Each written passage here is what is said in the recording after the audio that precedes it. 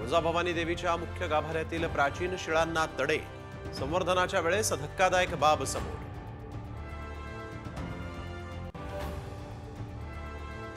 फेब्रुवारीमध्ये संपूर्ण समृद्धी महामार्ग प्रवाशांच्या सेवेत येणार।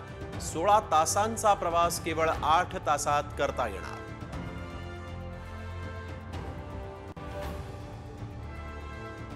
रामगिरी महाराजांचं वादग्रस्त वक्तव्य, जनगणमन गीताला राष्ट्रगीत मांडण्यास नकार, वंदे मातरम हेच राष्ट्रगीत हवं असल्याची मागणी।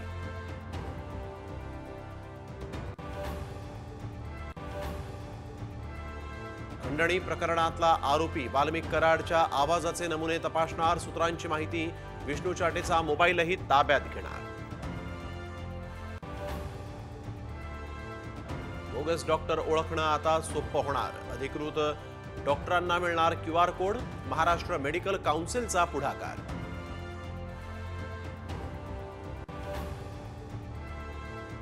विदर्भ वगळता संपूर्ण राज्यात पावसाची पुन्हा शक्यता, हवामान विभागाकडून अंदाज व्यक्त, विदर्भात मात्र थंडीची लाट।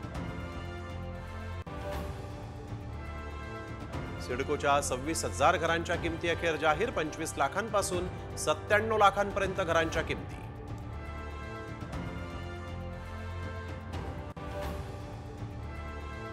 मराठी भाषेला अभिजात दर्जा देण्याबाबतचा शासन आदेश जारी, केंद्रीय सांस्कृतिक मंत्री गजेंद्र शेखावत यांच्याकडून शासन आदेश सुपूर्द।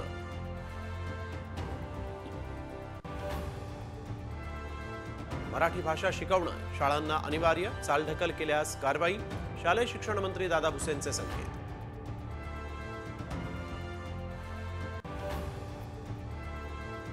8 वर्षांच्या विद्यार्थिनीचा हार्ट अटॅकनं मृत्यू, शिक्षिकेला पुस्तक दाखवताना वर्गातच कोसळली चिमुरडी।